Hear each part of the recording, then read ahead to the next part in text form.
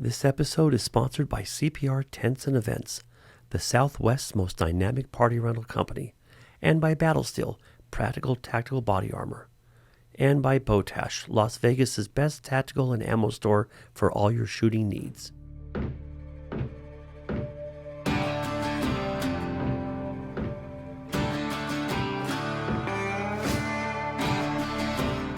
Hi, this is Rick, and welcome to another edition of Vegas Gun Addict. Today we're going to go over some best practices of gun ownership. Let's get right to it. Number 1, always keep the muzzle pointed in a safe direction. Obvious, you don't want to accidentally have it discharge and shoot through your wall or your neighbor's house or whatnot. Number 2, firearms should be unloaded when not actually in use. The only gun that my wife and I have is the one that we have on our nightstand that's loaded and ready to go. We don't have children living at the house, so we can have that situation under control. Otherwise, the rest of the guns are not loaded. Number 3, don't rely on your gun's safety. The safety is something that is an afterthought. What I mean by that is some manufacturers don't have a safety on their guns, so I assume that no gun has a safety. Number 4, be sure of your target and what is beyond it. Again, pretty obvious. When you're out there target shooting, make sure there's nothing behind it other than a backstop.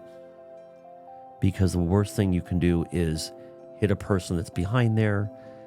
And even if there's an emergency and you have to use the weapon, I know you don't have a lot of time, but try to discharge it at a proper position and direction. The bad guy, if he's around a lot of people, you don't want to shoot him. If he's not around a lot of people, then and the time is right and the situation merits it, yes, then you can go ahead. Number 5, use correct ammunition. Obviously, if you have a 9mm gun, you're going to use 9mm ammo. But what I recommend doing is most of the time you're going to be using target load. In this case, whatever your home defense or self-defense rounds are going to be, brand and whatnot, run a few of those through the weapon so that you know in a pinch it'll work. You don't want to be in a situation where your weapon only fires one brand better than the other and you have a jam or a misfire in an emergency. So run the ammo you're going to use for self-defense through your weapon. Number 6, if your gun fails to fire when the trigger is pulled, handle with care. Assume it's just about to go off. Immediately point the gun away from anything, remove the magazine, and then rack it. Look inside, and again, the gun's pointed in a very safe direction the entire time. Number 7, always, always, always wear eye and ear protection when shooting. No brainer there. Number 8, be sure the barrel is clear of obstructions before shooting. It only takes a second. Make sure there's nothing in the chamber that shouldn't be in there.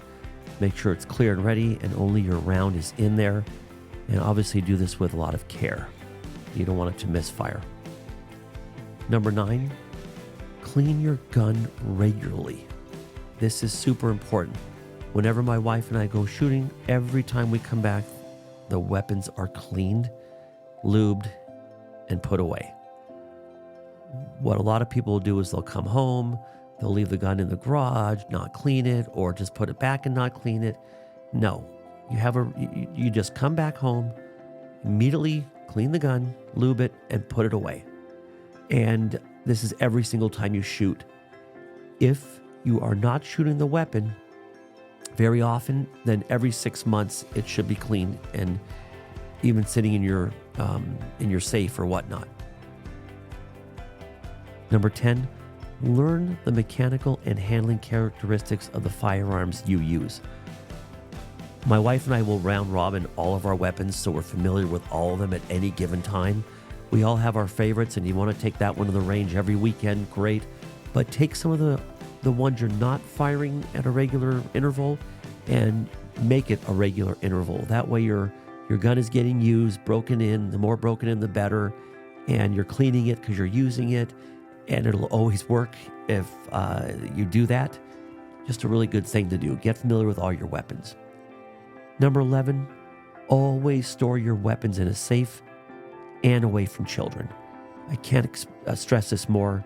We have several safes we keep our guns in. The ones we're using for self-defense are the only ones that are not in the safe, and they're hidden next to our beds, and we don't have young children. If we had young children, we would have to figure something out.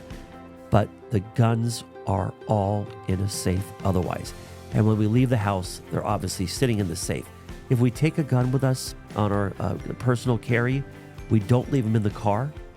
Do not leave your weapon in your vehicle. It's the number one way the thieves get to them.